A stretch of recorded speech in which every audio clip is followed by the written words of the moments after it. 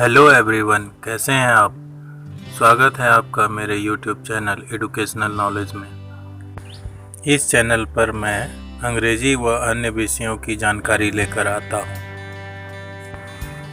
तो आइए शुरू करते हैं यह वीडियो। जैसा कि आपने थंबनेल में देखा है, आज के वीडियो का विषय है पास्ट टेंस। इस वीडियो के माध्यम से हम सीखेंगे पास्ट टेंस क्या है, पास्ट टेंस कितने प्रकार के होते हैं, इनके प्रकारों का पहचान क्या है, इनमें कौन से हेल्पिंग वर्ब और वर्ब का प्रयोग किया जाता है तथा उदाहरण। पास्ट टेंस का शाब्दिक अर्थ है भूतकाल अर्थात बीता हुआ समय, अर्थात जिस वाक्य से हमें यह पता चले कि कोई कार्य बीत चुका है वह पास्ट टेंस कहलाता है। पास्ट टेंस मुख्यतः 4 प्रकार के होते हैं, जैसा कि आपने मेरी पिछली वीडियो प्रेजेंट टेंस में सीखा था। 4 प्रकार के होते हैं: past indefinite, past imperfect, past perfect और पास्ट परफेक्ट कंटिन्यूअस। अब आइए जान लेते हैं इनके परिभाषाओं के बारे में। इनकी परिभाषाएं इस प्रकार है: पास्ट इंडेफिनिट अर्थात तत्कालिक भूतकाल। तत्कालिक भूतकाल का अर्थ है कि कोई कार्य तत्काल में भूतकाल में होता है या होता था। ऐसे वाक्यों के सेंटेंस पास्ट इंडेफिनिट होते हैं। दूसरा, पास्ट इम्परफेक्ट अर्थात अपूर्ण भूतकाल। ऐसी क्रिया जो पास्ट टेंस में अपूर्ण हो अर्थात पूरी नहीं हुई हो, ऐसे क्रिया को पास्ट इम्परफेक्ट कहा जाता है। पास्ट परफेक्ट अर्थात पूर्ण भूतकाल, ऐसा क्रिया जो भूतकाल में पूर्ण हो चुकी है और उसे दर्शाया जा चुका है, ऐसे क्रिया को पास्ट परफेक्ट कहा जाता है। पास्ट परफेक्ट कंटिन्यूअस अर्थात पूर्ण अपूर्ण भूतकाल, ऐसी क्रिया जो भूतकाल में या तो जारी है या हो चुकी है, ऐसा प्रतीत हो तो ऐसे वाक्य को पास्ट परफेक्ट कंटिन्यूअस टेंस कहा जाता है।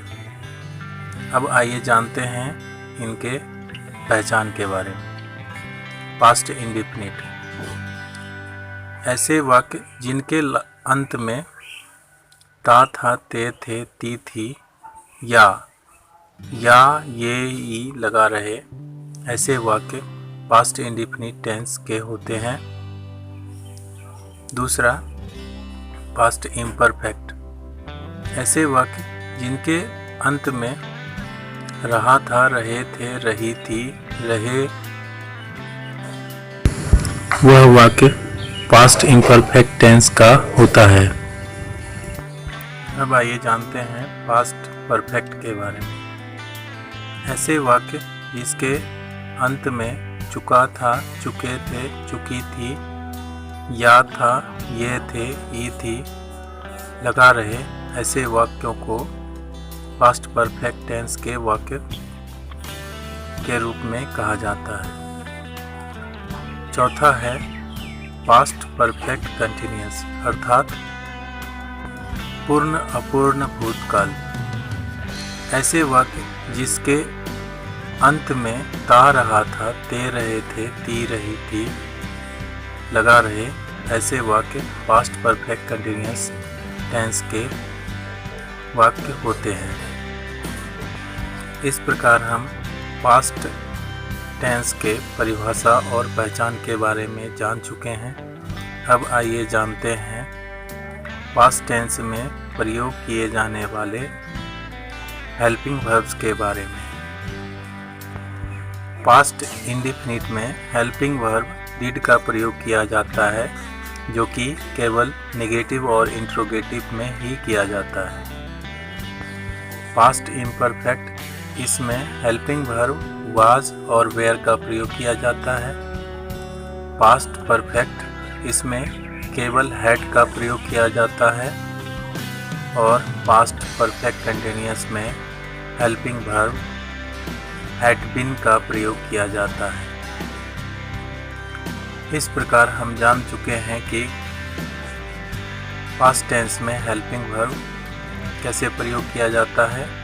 अब जानते हैं पास्ट पर टेंस में इनके प्रकारों के बीच वर्ब कैसे कैसे प्रयोग किया जाता है। पास्ट इंडेफिनिट में V2 और V1 का प्रयोग किया जाता है। पास्ट इम्परफेक्ट में V4 का प्रयोग किया जाता है। पास्ट परफेक्ट में V3 का प्रयोग किया जाता है और पास्ट परफेक्ट कंटिन्यूअस में V4 का प्रयोग किया जाता है। अब आइए जानते हैं इनके सेंटेंस बनाने के नियम पर। पास्ट इंडेफिनिट के सेंटेंस बनाने का नियम यह है। Affirmative sentence subject plus V2 plus object. Negative sentence subject plus did plus not plus V1 plus object. यहाँ ध्यान देंगे कि जब हम अफर्मेटिव सेंटेंस बनाते हैं तो V2 का प्रयोग किया जाता है और नेगेटिव होने पर और डिड का प्रयोग होने पर उसमें हम डिड का प्रयोग करते ही V1 का प्रयोग करते हैं। इसी प्रकार इंटरोगेटिव सेंटेंस में direct did plus subject plus V1 plus object. Indirect question word plus did plus subject plus V1 plus object. इसी प्रकार इंटरोगेटिव प्लस नेगेटिव सेंटेंस में direct did plus subject plus not plus V1 plus object और indirect में question word plus did plus subject plus not plus V1 plus object होता है। इसी प्रकार आइए अब जानते हैं पास्ट इम्परफेक्ट के सेंटेंस बनाने के नियम। Affirmative sentence subject plus was were plus V4 plus object. Negative sentence subject plus was were plus not plus V4 plus object. Interrogative sentence direct was were plus subject plus V4 plus object. Indirect question word plus was were plus subject plus V4 plus object. Interrogative plus negative sentence direct was were plus subject plus not plus V4 plus object.